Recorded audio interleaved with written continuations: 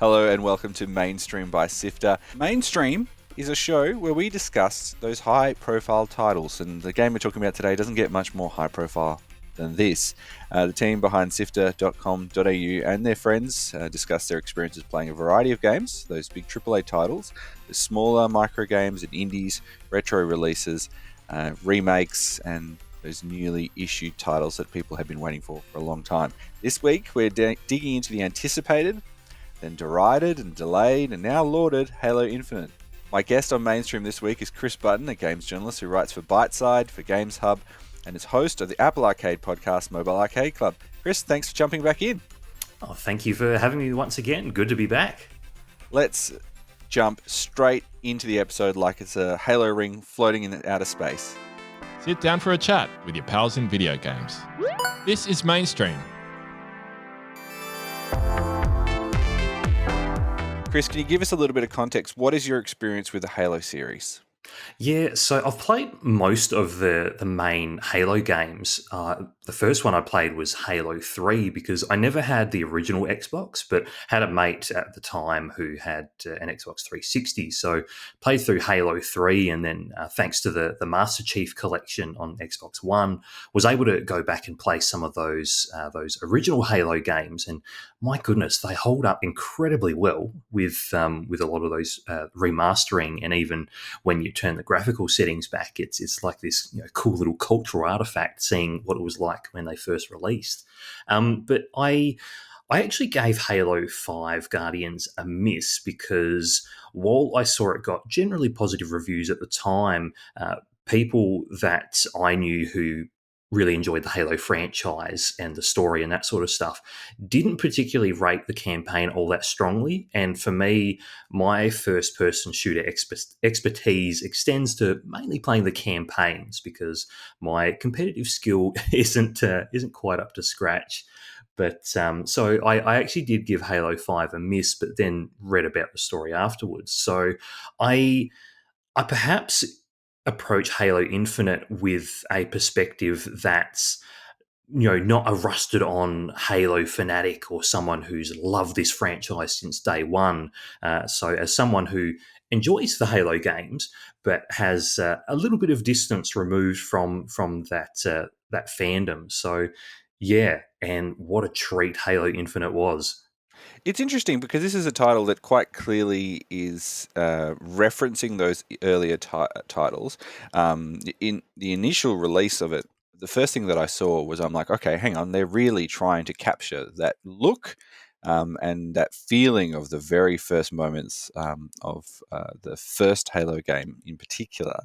And I'm curious, can you tell us a little bit about, give us a bit of a setup about what Halo Infinite is, how it sort of plays for people who have never, for example, ever come across a Halo game before?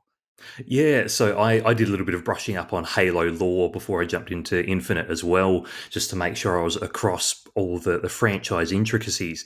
And essentially, so Halo, for those who aren't aware, Halo refers to the ring-like structures that back in the first Halo games were thought by a particular species to be some sort of religious artifacts, or were going to lead to some sort of salvation or transcendence, but were actually found to be these ancient or these alien weapons capable of wiping out sentient life. So that's where the Halo franchise gets its name from, about these structures in this outer space setting. And you take the role of Master Chief, who his actual name is John, but of course Master Chief has a lot more gravitas to it. So you play as this super Spartan soldier fighting for humanity's survival against these alien races who aren't terribly keen to have humanity around or want to activate these Halo rings. So Halo Infinite takes place on the broken Halo ring, Zeta Halo, and you're chasing up your sort of long-lost AI companion Cortana, who you may also recognise from if there are any Microsoft Windows users out there, who I'm sure there's plenty, also shares the name and voice with the AI assistant there.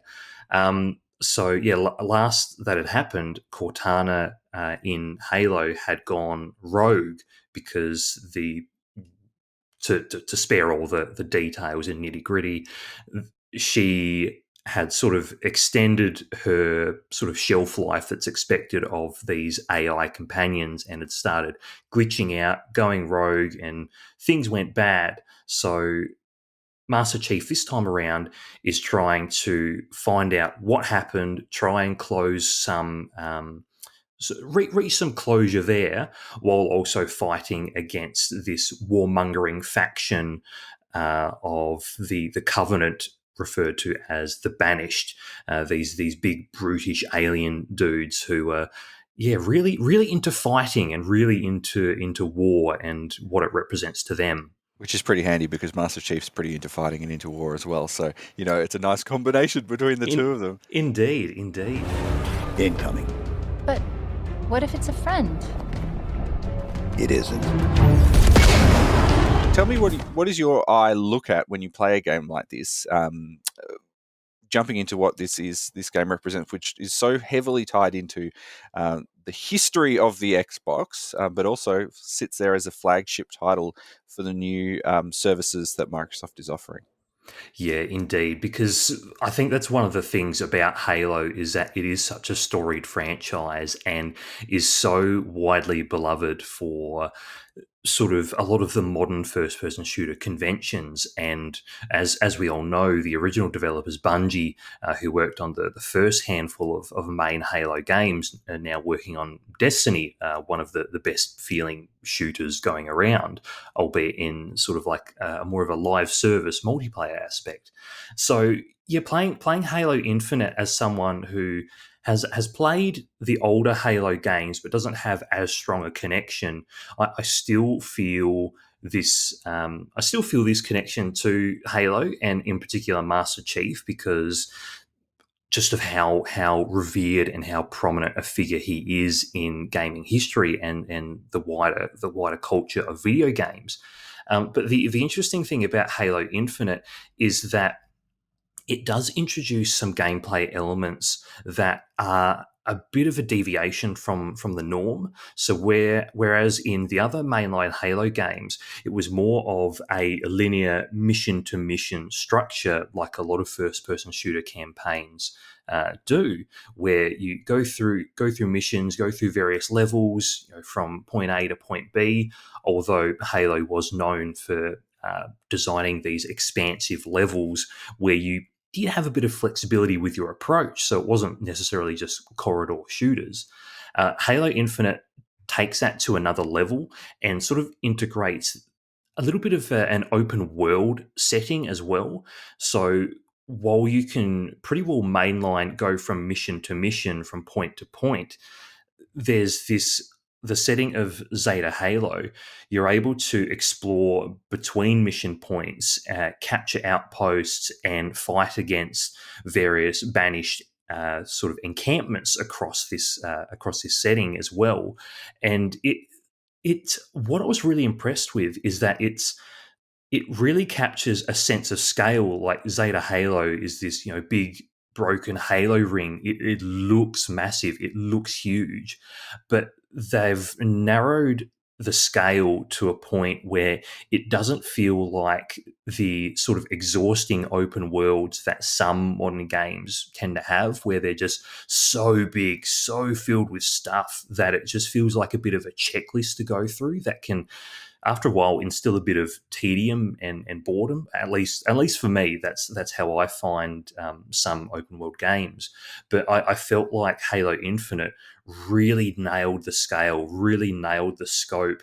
That it felt like the next objective or the next interesting thing was just a short warthog drive away, and that I didn't have to wait too long between engaging firefights or interesting story missions and that sort of thing. So, yeah, I thought it was a really interesting approach, and I believe it's really well executed as well. A lot of the comparisons I've seen is, that feeling of games like Breath of the Wild, where, your next point of interest is just on the horizon. You can see where you need to go. Did you have that feeling as well? That's an interesting comparison because I legitimately felt towards the end of my time with Halo Infinite, I was like, I don't think I've enjoyed an open world setting, and I will go on a slight tangent here that I did read an interview where so 343 Industries, the folks who developed Halo Infinite, are hesitant to refer to Halo Infinite as an open world because it's not super open, and there are areas or times where you're playing missions where you are sort of locked off to a particular zone until you finish a thing. But going back to the Breath of the Wild comparison, I legitimately felt that when I was nearing the end, I hadn't enjoyed an open world setting this much since I played Breath of the Wild back in 2017, purely because it felt like an organic open world that was the right size and justified its setting. On a narrative perspective, on an exploration perspective, it just felt sort of like Goldilocks and the Three Bears. It felt just right. It wasn't too small. It wasn't too big. It just felt just right. And to sort of further, my sort of give you an idea of how much I enjoyed the game. Not only was it the most fun I've had in an open world game since Breath of the Wild back in 2017, it's also probably the most fun I've had in a first-person shooter in years. I can't remember the last first-person shooter I played where I was that hooked from beginning to end throughout the campaign and enjoying doing a bunch of the side objectives and side missions as well. So it's got a lot going for it. Chief, you still with me? I'm here. Okay, give me a second. I'm coming to get you. Welcome back, Chief. Okay, let's get out of here. Was there any, I guess, pressure points or pain points when playing this game? Because to me, it sounds like it was a pretty nicely crafted experience the whole way through, which for people who may not remember from the initial release, this was a game that fans and creative directors, fans did not agree with, didn't like the look of, thought it didn't look like a modern enough game. I personally looked at it and thought, hey, this is totally referencing that original feel, the first Halo title, especially with the aesthetic of it. It lost a lot of the creative team over the experience. The game was delayed by over a year, so it was supposed to be a launch title with the Xbox Series X and S. But I'm just wondering, that extra time that they've taken to put this game together, did it really feel like it was a really nice, cohesive experience, or did you have any points where you thought, hang on a second, this doesn't feel in step with my understandings of what a current modern first-person shooter is, or anything like that? Yeah, I felt like it was a cohesive experience. I think the main tension point, and it's one that I've sort of reflected on since finishing the campaign, and one that I've seen a little bit of reporting on since the embargo for reviews went live about 2 days ago now at the time of recording, was the transition between exploring sort of this open setting of Zeta Halo to the story missions. So a lot of the story missions, when you're doing them, they normally involve going into a structure, whether it be like a big hulking spire that exists on the on Zeta Halo, or a banished base that you couldn't enter outside of the confines of the specific campaign missions, and they were well designed, and I felt like they were interesting and engaging. But the real sticking point, and it's one that I've only come to sort of reckon with post completion, is that you can't go back and replay the missions as it currently stands, or if there's a particular moment or a particular fight that you want to revisit that you thought was really cool and you wanted to have another crack at it or try a different strategy or different loadout of weapons, you can't actually do that bar starting a new save and going through the campaign in its entirety again, which I have seen some comments to the effect that, yes, they are working on it and they will incorporate it at a later date, which is a bit emblematic of modern game development that, yeah, you need to ship a game at some point and it may not have everything at launch, but there's the promise that things will come later, which whether whether people like that or not is certainly a divisive topic in and of itself. But yeah, it is a bit of a bummer that you can't revisit missions freely, whether you just go to the map and select a mission and say, hey, I just want to revisit this one, teleport me back into the thing and let me play the scenario again. Because, there's various collectibles like audio logs or game augmenting skulls to collect, of which I missed pretty well most of them because I was focused on the main task at hand. So yeah, it's a bit of a bummer that I can't actually go back and revisit that at will. So yeah, that's a bit of a bummer, especially when I considered it to be an interesting story filled with some pretty cool moments. I think it's really interesting because it does give you an insight into the prioritization of a studio like this, of a huge scale, obviously working under strange conditions, making games over the last 2 years. But, one of the other features which for me was such a core part of my Halo playing experience over the years, won't be making it to the game until like May 2022. And that's the campaign co-op, which is something that we played lots of. We played it many, many times. We went back and went through story missions again. Something else that's not going to be in the game at launch when people pick it up. But it's interesting because you can see that it came with a fully fledged multiplayer. All of that system was available early. In fact, it launched early. There was a sort of almost like an open beta period or an early access period where people could play the multiplayer. And then, the campaign comes out first, and then all these other features are being added as well. So it's kind of curious to see the studio having put this game together in stages in a way that, just couldn't actually happen if we didn't live in the modern world where you can deliver games in chunks. There was no way on the Xbox era or even the 360 era you could basically say, hey, in 6 months' time we'll give you a bit more of the game. It all had to turn up on the disc at the one time.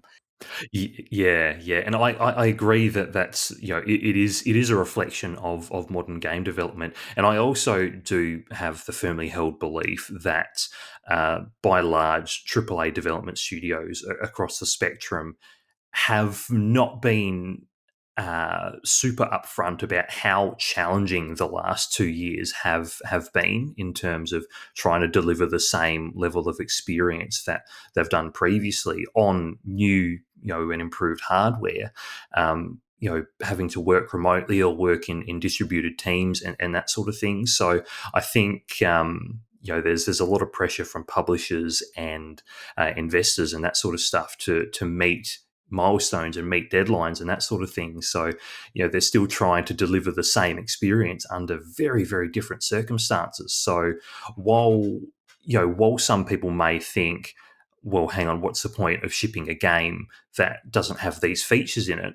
I also recognize the flip side that these folks have to ship a game and they're doing it under circumstances that they've never faced in their career before. So it's very, very challenging for everyone involved. For your experience in playing the series, the departure from the Halo format, is this something you've really welcomed in the way that you've played this game?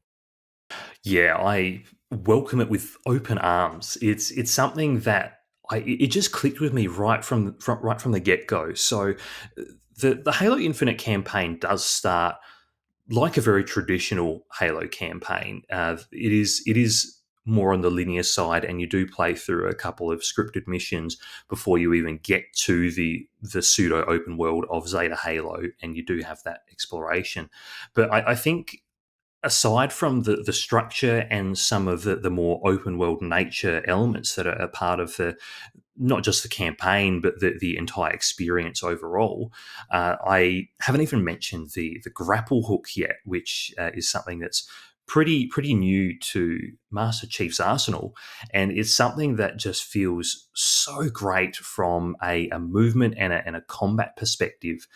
So like grapple hooks in various games, and I even think back to the Australian made game that came out earlier in the year in early access, Phantom Abyss, where you go through various sort of crypts with this whip where you can latch onto things and whip yourself around using momentum to propel yourself forward. It's something that I was reminded of when I was playing Halo Infinite, because of how good it feels to latch onto surfaces and use momentum as a weapon as well, to propel yourself around objects or use it as a way to get out of danger quickly, but also for Master Chief to be able to use this grapple to disrupt enemy shields or latch onto an enemy and come in, Falcon Punch an enemy from 20 meters away, which just feels fantastic. But then other uses, like being able to retrieve loose weapons or items laying on the battlefield from a distance while you're in cover, to grab something while you're in safety from a distance, latch onto it, equip it immediately, and then exit cover and start immediately firing, or throw sort of like an exploitable sort of item at an enemy, being able to retrieve it using this grapple. It feels great, and it's such a good use of the item in this open world setting, which I think it probably helps keep the scale concise as well, because you are able to zip around this big setting rather quickly. So yeah, it feels real good. And did you find that you were using that new tool pretty consistently? Or was it something you had to kind of get the muscle memory up to get used to? Because it was something that is very sort of different to, high flying antics has always been part of the Halo series, but moving in this way is sort of slightly different. I'm just curious, was it like, did it take a little bit of practice to get that into your arsenal as you were moving around the world? Yeah, it does take a little bit of use to, and I think potentially from an accessibility side of things, when you've got your aiming reticule, you've got sort of whatever reticule the weapon has, and then if you're able to latch onto something with the grapple, there's this tiny little yellow X that appears, indicating that yes, you can grapple onto something. But for me, someone who has pretty good vision, pretty good sight, if it was small for me, I sort of fear, for people who have sight-based disabilities or struggle with their vision, then I didn't look too deeply into it, but I would hope there was some sort of setting to be able to increase the visibility of whether you're able to grapple onto something. But aside from that, I did find, just through experimentation early on, being able to get a feel for, okay, this is how far away I can grapple from, or this is how far I can reach something. It didn't take long before I was using it all the time, whether just moving around in the open world, exploring, or in combat situations. It really does feel like a natural extension of Master Chief's weaponry and his equipment loadout. So yeah, I was using it all the time and loving it. All right, so this is a game, as we've talked about, that is history. It's a series that is basically the flagship for what Microsoft represents. I saw a comparison this week saying that you hold Master Chief up with Mario from Nintendo, or Sonic from Sega. Who is this game for? Yeah, this game is clearly for those who enjoy Halo and enjoy the feeling of a great, tightly designed first-person shooter in a sci-fi setting. It's also for anyone who perhaps is relatively new to first-person shooters, but may have played some of the likes of Apex Legends and those sort of things, where mobility is a key factor of those games, because I think the grapple in Halo Infinite really opens up mobility to a traditionally... Master Chief is a hulking behemoth of a man. He's not a small, nimble, agile person by any stretch, but the grapple makes him feel very speedy, very nimble. So I think for anyone who enjoys a really great sense of movement in their first-person shooters, Halo Infinite's right up there. So that is Halo Infinite. It launches on Xbox Series X and S, on the Xbox One as well, and Windows. You can either buy it outright or you can get it on the Xbox Game Pass, which I have a feeling is the way that most people are going to be playing it. This is Mainstream.